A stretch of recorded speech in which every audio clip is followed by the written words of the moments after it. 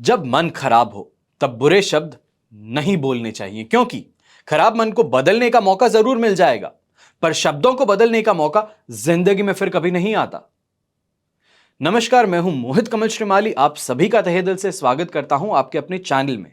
और मकर संक्रांति के दिन क्यों कराएं घर में सत्यनारायण की कथा, और राहु और शनि दोष से बचने के लिए मकर संक्रांति पर क्या करना चाहिए, यह इस एपिसोड के अंदर मैं आपको बताने जा रहा हूं। मकर संक्रांति के दिन सत्यनारायण की कथा सुनने से कई तरह के संकटों से मुक्ति मिलती है। सत्यनारायण कथा की महिमा के बारे में पुराणों में भी बताया गया है कि इस कथा को सुनने से हर प्रकार की नकारात्मक ऊर्जा नष्ट हो जाती है, घर में सुख समृद्धि और धन का आगमन होता है।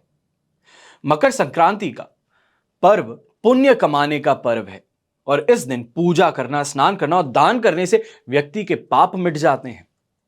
इस दिन को मोक्ष प्राप्ति का दिन भी कहा जाता है, और मकर संक्रांति के दिन सत्यनारायण की कथा सुनने से भी कई तरह के संकट और कष्ट टल जाते हैं, मिट जाते हैं। इसलिए जिन घरों में कलेश हो, रोग हो, धनहानि हो, कर्ज जैसी समस्याएं हो, वहां मकर संक्रांति के मौके पर सत्यनारायण की कथा करना, आयोजन करना सबसे ज्यादा विशेष लाभकारी सिद्ध होता है। मकर संक्रांति के पर्व पर सत्यनारायण की कथा सुनने से विशेष फल प्राप्त होता है, क्योंकि इस दिन सत्यनारायण कथा सुनने वाले को अन्य दिनों की अपेक्षा में 100 गुना यानी कि 100 टाइम्स ज्यादा लाभ प्राप्त होता है। मान्यता ऐसी है कि इस कथा को सुनने का फल हजारों यज्ञ के बराबर होता है, और इसलिए हिंदू धर्म में इस कथा से सभी लोग परिचित हैं। वैसे किसी भी शुभ दिन में सत्यनारायण की कथा को सुनना जा सकता है, लेकिन पूर्णिमा और संक्रांति के दिन इसे सुनना सर्वोत्तम माना गया है, सबसे बेस्ट माना गया है, सबसे ज्यादा बेनिफिशियल माना गया है। स्कंद पुराण में भगवान सत्यनारायण यानी कि श्री हरि विष्णु का दूसरा रूप कहा गया है, और कलयुग में इस कथा को सुनना बहुत ज्यादा शुभ है। पुराणों के अनुसार जहां पर श्री सत्यनारायण भगवान की पूजा होती है, वहां पर गौरी, गणेश, नवग्रह और सभी देवी देवताओं का आशीर्वाद प्राप्त होता है। कथा में भगवान को पंजीरी, पंचामृत, केला और तुलसी दल इनका भोग कराया जाता है, और इसके बाद में इसी का प्रसाद वितरित करना आपको भी चाहिए। अब मकर संक्रांति के दिन कथा समाप्त होने के बाद साधु, संत और जरूरतमंदों को खिचड़ी, वस्त्र, इन दोनों का आपको दान करना चाहिए। ऐसा करने से आपके जीवन में चल रही सभी प्रकार की समस्याओं का अंत हो सकता है, और घर में एक पॉजिटिव एनर्जी का फ्लो बढ़ता है, जिससे घर में खुशहाली और समृद्धि आना शुरू होती है। अब नेगेटिव एनर्जी की बात करें, बुरी नकारात्मक ऊर्जा की बात करें, तो ये नष्ट होती है, जिससे जो टेंशन है, जो सोचने में ब्लॉकेजेस आ रहे हैं, वो हटते हैं। अब दूसरी बात, यहां पर राहु और शनि दोष से बचने के लिए मकर संक्रांति पर आपको क्या दान करना चाहिए? तो ग्रहों के राजा सूर्य हैं, ये धनु राशि से मकर राशि में प्रवेश करने जा रहे हैं, तो इसके कारण ही मकर संक्रांति होगी। तो इस बार 15 जनवरी को मकर संक्रांति का पर्व मनाया जा रहा है, और इस दिन स्नान दान का विशेष महत्व है। काला तिल हुआ, उड़द हुआ, घी, गुड़, चावल, खिचड़ी और कंबल, इन चीजों का प्रमुख रूप से दान करना सबसे ज्यादा शुभ माना गया है। मान्यता ऐसी है कि मकर संक्रांति पर किए गए दान का फल अन्य दिनों की अपेक्षा में कई गुना ज्यादा हो जाता है, और कलयुग का समय है। कलयुग के अंदर हर इंसान दान करते हुए भी यही सोचता है कि इसमें मेरा क्या फायदा है। दान इस मानसिकता के साथ में पहले किया जाता था कि दूसरे की जिंदगी में कुछ बेहतर हो, पर अब मानसिकता बदल गई है। अब मानसिकता यह है कि जब मैं दान करता हूं तो इससे मुझे क्या फायदा होगा। भगवान के सामने भी जाकर के डील करते हैं, मेरा यह काम करवा दीजिए, आपको गुड़ दूंगा, मेरा यह काम करा दीजिए, आपको इतना किलो प्रसाद चढ़ाऊंगा, मेरा यह काम कर दीजिए, मैं ऐसा करूंगा।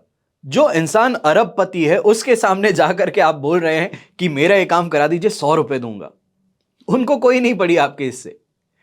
दान का सिर्फ और सिर्फ एक महत्व होता है, एक उद्देश्य होता है, यह करने से कर्म होता है। कर्म यानी कि आप जो शुभ कर्म कर रहे हैं, अच्छा कर्म कर रहे हैं, यह आपके कर्म में जुड़ेगा। दान का उद्देश्य यह है, जो इंसान कभी कुछ नहीं करता, कोई काम नहीं करता, कोई दान नहीं करता, वो मकर संक्रांति के दिन या जो भी विशेष दिन होते हैं उस समय दान करके अपने पुण्य के घड़े को भर सकता है। बस इस बात का ध्यान रखना चाहिए कि दान सेवा भाव के साथ में किया जाए। दिखावे के लिए करना यह दान पुण्य नहीं देगा। कई लोगों की आदत है, दान करते हैं फिर फोटो खिंचवाते हैं, सोशल मीडिया पे डालते हैं कि देखिए मैं तो लोगों की मदद कर रहा हूं। यह दिखावा, यह ढकोसले वाला जो दान है, इसका कोई पुण्य नहीं मिलता। दान शांतिपूर्वक किया जाना चाहिए और इस उद्देश्य से किया जाना चाहिए कि दूसरे की जिंदगी में कुछ बेहतर हो। इसका मुझे फल क्या मिले वो परमात्मा के ऊपर है, ईश्वर पर है। इस उद्देश्य के साथ में कीजिए। अब बात आती है तिल की, उड़द की, चमड़े के दान की। तो शनि दोष अगर हो तो इन चीजों का दान करना कैसे आपको फलदायी सिद्ध हो सकता है। शनिदेव ने मकर संक्रांति के दिन अपने पिता सूर्यदेव को प्रसन्न करने के लिए काले तिल से पूजा की थी, क्योंकि उनके पास में वही था। पिता पुत्र में अनबन चल रही थी, तो मकर संक्रांति पर सूर्यदेव को तिल अर्पित करने से आपस के संबंध मधुर हो गए। यानी कि शनि और सूर्य पिता पुत्र होते हुए इनके जो रिलेशन थे वो फिर से बेहतर हुए। काला तिल, उड़द और चमड़े के जूते खास तौर पर शनि दोष दूर करने के लिए आपके लिए बेहतर सिद्ध होते हैं।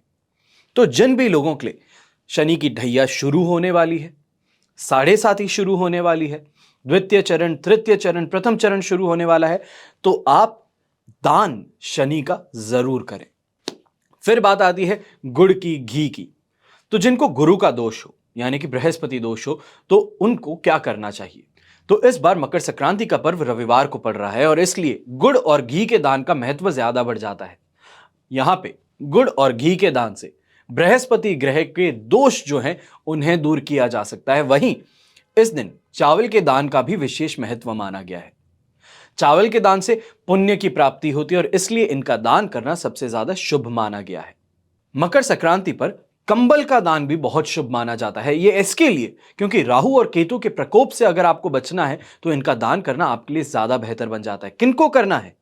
कोई भी जरूरतमंद इंसान हो, जो भी आपकी नजरों में इसका हकदार हो, जिसको जरूरत है इसकी, उसको दान करना है। मैं जो भी आपको दान बोलता हूं हमेशा यह बोलता हूं कि जरूरतमंद को कीजिए। यहां पे यह नहीं कहता कि ब्राह्मण को कीजिए, पंडित को कीजिए, पुजारी को कीजिए।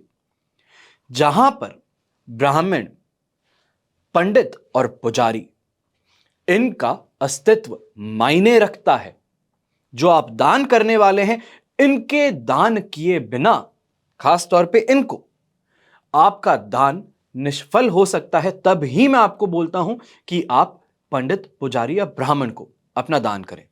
बाकी जो भी दान मैं आपको बताता हूं हमेशा बोलता हूं जरूरतमंद को कीजिए।